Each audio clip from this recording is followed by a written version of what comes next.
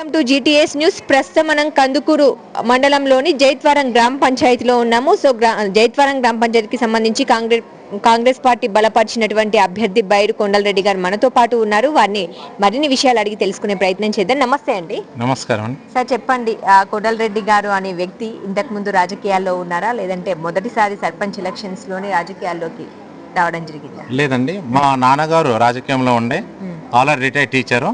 మా ఫ్యామిలీ అంతా కూడా ఎడ్యుకేటెడ్. అయితే ఈసారి నేను మాత్రము గ్రామంలో జరుగుతున్న కొన్ని ఇబ్బందుల వల్ల చూసి జనరల్ వచ్చింది కాబట్టి నేను నిలబడ్డాను స్వామి. ఓకే, ఎట్లా ఉందండి? అంటే జనరల్ గా జైత్వరం గ్రామ పంచాయతీకి సంబంధించి ప్రధానంగా ఉన్న సమస్యలు ఏంటి? మీరు గెలిచిన తర్వాత ఏం హామీలు ఇస్తున్నారు ఇక్కడ ఉన్నటువంటి ప్రజలకి? గత వారం రోజుల నుండి తిరుగుతున్నాం గల్లీ. ప్రతి గల్లీలో సమస్యలు ఉన్నాయి. ఫస్ట్ రోడ్ల సమస్యలు ఉన్నాయి, డ్రైనేజ్ సమస్యలు ఉన్నాయి, మిషన్ భగీరథ వాటర్ సమస్య ఉంది, వీధి లైట్ల సమస్యలు ఉన్నాయి. అలా చెప్పుకుంటూ పోతే చాలా ఉన్నాయి. పారిశుద్ధ్యం కరెక్ట్గా లేదు. ఇవన్నింటినీ నేను సర్పంచ్గా అయిన తర్వాత ముందు పారిశుద్ధ్యం కాడికి వెళ్ళి మొదలు పెట్టాలని ఆలోచన చేస్తున్నాను. ఓకే, అంటే ఇప్పుడు ఉన్నటువంటి సిచ్యువేషన్లో అక్కడ అధికార పార్టీ కూడా కాంగ్రెస్ పార్టీ ఉంది. సో మీకు కొంచెం అనుకూలంగా ఉండే పరిస్థితులు ఉన్నాయి. కాకపోతే ఈ కాన్స్టిట్యుయెన్సీకి సంబంధించి మహేశ్వరం నియోజకవర్గానికి సంబంధించి ఎమ్మెల్యే సబితా ఇందారెడ్డి గారు ఉన్నారు. మీరు ఏ రకంగా ప్రజల్లోకి వెళ్ళి మరి ప్రజల మన్ననలు పొందే అవకాశం ఉందంటారు? అంటే ఇక్కడ స్టేట్ గవర్నమెంట్ కాంగ్రెస్ ఉన్నది, సెంట్రల్ గవర్నమెంట్ బీజేపీ ఉన్నది కాబట్టి స్టేట్ ఫండ్ని సెంట్రల్ ఫండ్ని అన్నింటినీ మా గ్రామానికి తెచ్చుకునే విధంగా కృషి చేసి ఈ యొక్క ప్రజల సహకారంతో ఉన్న ఎమ్మెల్యే సబితా మేడం గారి సహకారంతో కూడా అందరినీ కలుపుకొని గ్రామ అభివృద్ధికి ఖచ్చితంగా తోడ్పడతామని చేస్తాం. ఓకే, ముందుగా మీ గ్రామ ప్రజలకు ఏం హామీలు చెప్పారు? అంటే ఫస్ట్గా వాళ్ళకు ఉన్న ప్రధాన సమస్య ఏంటి? ఈ సమస్యని ముందుగా మీకు పరిష్కరిస్తా అని చెప్పిన విషయాలు ఏమన్నా ఉన్నాయా? ఇక్కడ ఫస్ట్ డ్రైనేజ్ సమస్య ఎక్కువ ఉంది స్వామి. ఎక్కడ చూడు మురుగు కుంపలు అవి కింద డ్రైనేజ్కి వెళ్ళి పొంగుతున్నాయి. అందులో గత వారం నుంచి కూడా నేను తిరుగుతున్నాను. ఇప్పటికి ఒక 15 సార్లు తిరిగాను. ఆ అందులోకెళ్ళే వెళ్తున్నాను. వాళ్ళు ఎలా ఉంటున్నారో కూడా చాలా ఇబ్బందికరంగా ఉన్నది. ఇంతకుముందు ఉన్న వాటిని మనం పట్టించుకొని అడిగితే కూడా కొందరు రెస్పాండ్ కాలేదు. ఎన్నోసార్లు వాళ్ళు గ్రూప్లలో పెట్టారు. మేము కూడా కొందరికి అధికారులకు ఫోన్లు చేసామంటున్నారు కానీ కొన్ని సంవత్సరాల నుండి కూడా చేయట్లేదు. కాబట్టి ఫస్ట్ మనం గెలవగానే ప్రధానంగా యొక్క మురుగు ఏదైతే ఉన్నదో డ్రైనేజ్ సమస్యను తీర్చాలనుకుంటున్నాము. ఆ తర్వాత వాటర్ సమస్య, మిషన్ భగీరథ అని పేరుగా ఉన్నది తప్పితే ఏ ఇంటికి కరెక్ట్ రావట్లేదు. వచ్చిన వాళ్ళకు వస్తున్నది, మీద రోడ్ల పొంటి పారిపోతున్నాయి. పట్టించుకునే నాదుడు లేడు. కాబట్టి వాటిని నిర్మూలించుతాము. తర్వాత కొన్ని వాడలలో రోడ్లు లేవు, సీసీ రోడ్లు. ఆ సీసీ రోడ్లను కూడా చేయాలని ఆలోచన చేస్తున్నాము. ఖచ్చితంగా state government central government support తోటి ప్రతి గల్లీకి కూడా రోడ్డు ఖచ్చితంగా, వీధి లైట్లు కూడా ఖచ్చితంగా వేయాలని చేస్తున్నాం సార్. ముఖ్యంగా మీ విలేజ్లో ఎంతమంది ఓటర్స్ ఉన్నారు? మీరు ఎన్ని ఓట్ల మెజార్టీతో గెలిచే అవకాశం ఉందని మీరు భావిస్తున్నారు? 1500 ఓట్లు ఉన్నాయి స్వామి. ఖచ్చితంగా 1400 ఓట్లు వస్తాయని అనుకుంటున్నాను. 1400 వస్తాయా? అంటే అవతల వాళ్ళకి డిపాజిట్లు కూడా ఇవ్వరా మీరు? అది ప్రజలే నిర్ణయిస్తారు స్వామి. ఎవరైతే పని చేస్తున్నారో పని చేసే వాళ్ళకే పట్టం కట్టాలని ఉన్నది కాబట్టి నేను వ్యక్తిగతంగా గ్రామంలో ప్రతి ఒక్కరికి తెలుసు. అమ్మ, అక్క, చెల్లి, అన్న, తమ్ముడు ప్రతి ఒక్కరికి, అవ్వ, తాతలకు కూడా తెలుసు. మా కుటుంబం ఏంటిది, మేమేంటిది, అందులో నేను ఏంటి అనేది కూడా అందరికీ తెలుసు. మాకు ఒక స్కూల్ ఉన్నది. ఆ స్కూల్లో కూడా చాలామందికి సేవా కార్యక్రమాలు చేస్తున్నా. ఇక్కడ సగం మంది పేరెంట్సే నా దగ్గర చదివిపోయిన పిల్లలు తల్లిదండ్రులే ఉన్నారు. పిల్లలు కూడా ఇప్పుడు వాళ్ళు తల్లిదండ్రులు అయ్యారు. కాబట్టి వాళ్ళందరి ఆశీస్సులతోటి ఖచ్చితంగా నేను విజయం పొందుతానని అనుకుంటున్నాను సార్. అంటే మీకు ఒక స్కూల్ ఉంది, ఇంతకు ముందు కూడా ఎన్నో సేవా కార్యక్రమాలు చేశారన్నారు. అంటే గెలవక ముందుకే చాలా సేవా కార్యక్రమాలు చేశారు. మరి గెలిచిన తర్వాత కూడా ఇంకా ఎక్కువ సేవా కార్యక్రమాలు చేసే అవకాశం ఇట్లానే కొనసాగిస్తారు? ఖచ్చితంగా కొనసాగిస్తాం స్వామి. ఇంతకు ముందు నేను ఏ పదవిలో లేకుండానే సేవ చేసుకుంటూ వచ్చాను కాబట్టి ఇప్పుడు ప్రజలందరూ నమ్ముతారు. 100% ఇంకా ఇంతవరకు చేసిన ఎంత ఉందో దానికి 100 రెట్లు ఇంకా చేయాలని ఆశిస్తుంది. ఓకే, ఫైనల్ గా మీ గ్రామ ప్రజలకి మీరు ఏం రిక్వెస్ట్ చేస్తారు? మీ గుర్తు? నా గుర్తు బ్యాట్ గుర్తు వచ్చింది. ఆ యొక్క బ్యాలెట్ బాక్స్లో బ్యాలెట్ పేపర్ పైన 3వ నెంబర్ వచ్చింది. 3వ నెంబర్కి బ్యాట్కు ఓటేసి గెలిపించాలని అందరినీ కోరుతున్నాను. మా మీద నమ్మకం ఉంచి ఖచ్చితంగా అందరి సమక్షంలో జోల పట్టుకొని అడుగుతున్న స్వామి, మీ నుండి నేను ఏమి ఆశించట్లేదు.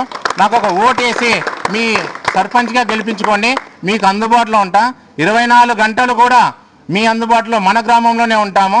మిగతా వాళ్ళలాగా నేను రోజు ఓసారి సిటీ పోయి రావడమా, లేకుంటే అక్కడే ఉండి ఎవరైనా ఫోన్ కొడితే గంటకు 2 గంటలకా, ఈరోజు ఫోన్ కొడితే రేపు రావడమా కాకుండా క్షణాల మీద నిమిషాల మీద మీ ఇంటి దగ్గర వాలిపోతా, మీ సమస్య నా సమస్య అనుకొని ఆ సమస్యను నిర్మూలించడానికే ప్రయత్నం చేస్తా. Okay, thank you. ఎవరైనా 2-3 గవర్నమెంట్లో ఉన్న సర్పంచ్ గారు ఏ అభివృద్ధి కార్యక్రమాలు ఇంతవరకు చేయలేదు జైత్వరం విలేజ్కి సంబంధించి.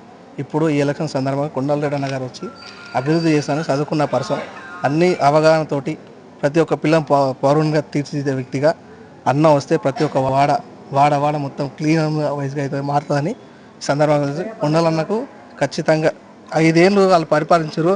ఏ ఒక్క మోరి కానీ, ఏ ఒక్క గల్లె లైట్ కానీ, ఏ ఒక్క పని చేయకపోవడం వల్ల మీదంగా మనుషులను మొత్తం దూరంగా మందుకు అలవాటు చేసి బానిసలను చేసి ఈ ఊర్లోకి వచ్చి, ఆయన హైదరాబాద్లో ఉంటారు మేడం, ఆయన ఊర్లో సర్పంచ్ గారు హైదరాబాద్లో ఉండి ఊర్లోకి వచ్చినప్పుడల్లా తాగడము, ఏ ఒక్క 18 ఏళ్ళ పిల్లగాన్ని ఇప్పుడు ఒక్కరోజు తమ్ముడు నీకు ఏంది బాధ, నువ్వు చదువుకుంటున్నావా తిరుగుతున్నావా అని ప్రశ్నించిన వ్యక్తి కాదు. అదే కొండలరెడ్డి అని వస్తే చదువు మీద 100% అవగాహన ఉంటుంది కాబట్టి ప్రతి ఒక్క యువకుని 18 ఏళ్ళ ఉన్న పిల్లగాన్ని పిలిచి తమ్ముడు నీకు ఏం బాధ ఉంది, నీ బాధ ఏంది చెప్పు అని పరిష్కరిస్తాడని నమ్మకంతో అన్న ముందుకు వచ్చిండు. ఖచ్చితంగా 100% 100కు అన్న గెలుస్తుండు. జైత్వరం విలేజ్ అభివృద్ధి చెందుతుంది. ఓకే. గ్రామ ప్రజలందరికీ నమస్కారం. ఒకసారి కొండల్ సార్కి ఛాన్సెస్ చూడండి, ఎందుకంటే సార్ మెయింటెనెన్స్ ఎలా ఉంటుందో నేను సార్ వాళ్ళ స్కూల్లో జాబ్ చేసి చూసిన, చాలా బాగుంటుంది సార్ మెయింటెనెన్స్. అందుకని సార్కి ఒకసారి ఛాన్సెస్ చూడండి. మనందరినీ ఇంతవరకు మన అందరి సపరేట్ కుటుంబాలు ఉన్నాయి. అట్లా కాకుండా మనం సార్ని గెలిపించుకుంటే మనందరిది ఒకటే కుటుంబంగా, జైత్వరం గ్రామాన్ని మొత్తం ఒకటే కుటుంబంగా సార్ చూస్తారు. అందుకని ఒక ఛాన్స్ ఇవ్వండి ప్రజలారా. ఇంకా మీరు ఎక్కడ కూడా ఆశలేం పెట్టుకోకండి. మనకి 24 అవర్స్ అందుబాటులో ఉండి చేసే వ్యక్తి ఎవరైనా ఉన్నారంటే మన కొండల సార్ గారు ఒక్కరే ఉన్నారు. మనకి ఏ ప్రాబ్లం వచ్చినా కూడా తన ప్రాబ్లంగా చెప్పుకొని మన సమస్యను తన సమస్యంగా భావిస్తూ పరిష్కరించే వ్యక్తి మన కొండల సారు. దయచేసి అందరూ కూడా పేరున అక్కలు, అమ్మలు, చెల్లెళ్ళు, అన్నలు, తమ్ముళ్ళు అందరికీ చేతులెత్తి సార్ తరపున నేను చెప్తున్నాను, అందరు సారుకు ఓటేయండి, ఓటేసి గెలిపియండి. స్వామి మాలలో ఉండి జోల పట్టుకొని అడుగుతున్నాను అంటున్నారు. దయచేసి అందరికీ పాదాభివందనం చేస్తున్నా, సార్ని గెలిపించండి. సార్ మనకి 24 గంటలు అందుబాటులో ఉంటాడు. అందరికీ నా తరపు నుంచి, సార్ తరపు నుంచి నేను చెప్తున్నా, మీ కాళ్ళు మొక్తా అందరికీ సార్ ఓటేసి గెలిపించండి ప్లీజ్, నా రిక్వెస్ట్. కుమారి నరసింహ, మా జైత్వరం. గత పాలకులు వచ్చేసి 5 సంవత్సరాలు మేము కూడా పరిపాలన చేసినాము. మేము జైత్వర గ్రామాన్ని ఎంతో అభివృద్ధి ప్రతంలో నడిపించాము. అది ప్రజలకు తెలుసా అని చెప్పి వాళ్ళు పోటాపోటీగా దూసుకొస్తున్నారు. 5 సంవత్సరాల కాలంలో గత పాలకులు చేసింది ఏమీ లేదు, జైత్వర గ్రామానికి అభివృద్ధి ఒరిగింది ఏమీ లేదు.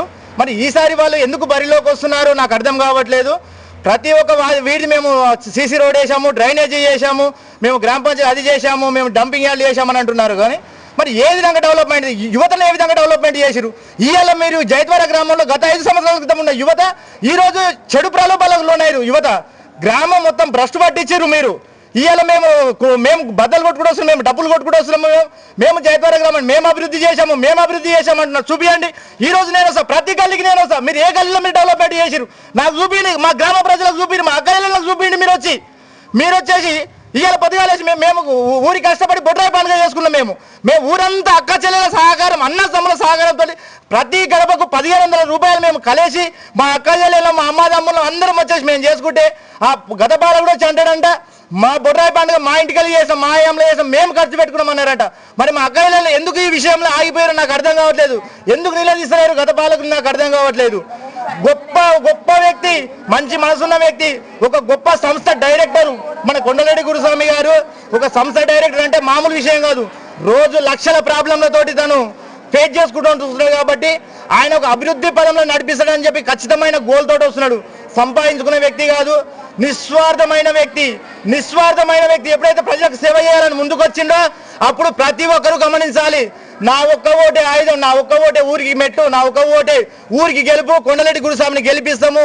ఈ ఏళ్ళ గెలుపు జైత్వర గ్రామానికి 25 సంవత్సరాలు, గత 30 సంవత్సరాల వరకు గుర్తుండే గెలుపు ఆయన చేయడానికి ముందుకొచ్చాడు.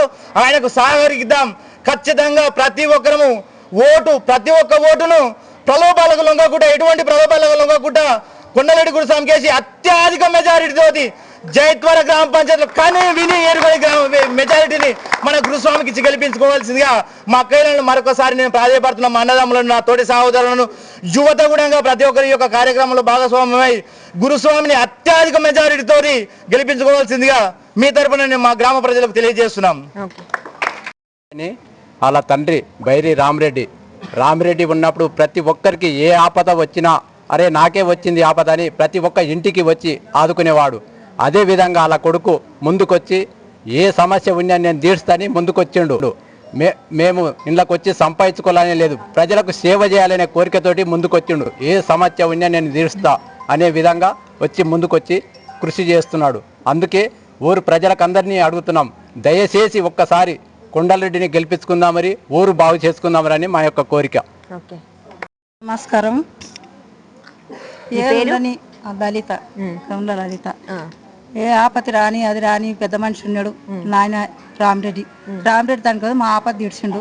మా బాధలు చెప్పుకున్నాం, తండ్రికి చెప్పినట్టు చెప్పుకునేది మేము చిన్నగా ఉండగా అన్ని చెప్పుకున్నాం, మా బాధలు తీర్చిండు. మా బాధ కొండలరెడ్డి మంచి ఆయన మంచిగా చేస్తాడు. అన్నిటికీ నమ్మకం పెట్టుకున్నాం, నమ్మకం పెట్టుకున్నాం. ఆయన పొద్దున్న లేస్తే 24 గంటలు ఊళ్ళోనే ఉంటాడు. మేము ఆయనకి చెప్పుకుంటాం. పట్నం పోయేటోడు కాదు, నౌకరు చేసేటోడు కాదు, ఊళ్ళోనే మస్తు ఆశపడి రాలే. ఆయన పబ్లిక్ కోసము పిల్లల కోసం తిరుగుతున్నాడు. ఏ మోరుకొని అగ కాళ్ళకి ఇప్పటిదాకా మురికి ఆ ఉత్సాహ రూమ్లు వెళ్ళి ఆసన పట్టి దాకాన పాలవుతారు పసిపిల్లలు తీసుకొని పోతున్నారు. కొండలరెడ్డి చేస్తాడు. ఎట్టి పడితే మేము నివాడి చేపించుకుంటాం. మాకు ఆ శక్తి ఉంది, మేము నివాడి చేపించుకుంటాం.